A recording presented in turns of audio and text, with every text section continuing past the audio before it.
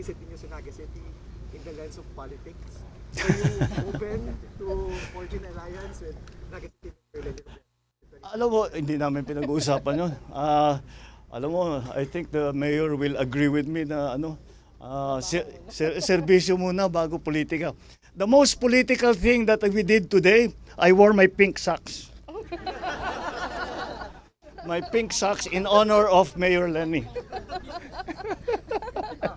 No, we have been planning this for a few months already. Because talagang naging critical ito eh. Especially with the storms that came in.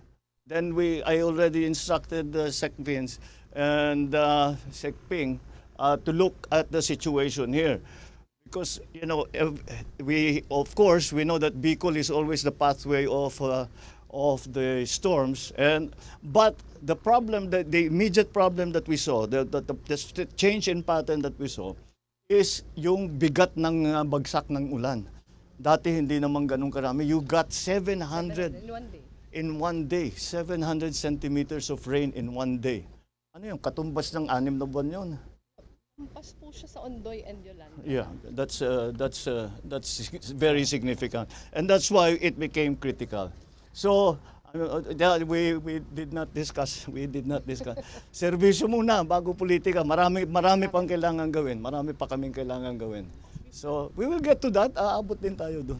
What we are here for is to try and find solutions to this very important problem, very critical problem that we have not only here in Naga City but also in Kamsur, and for that matter for the whole of Bicol.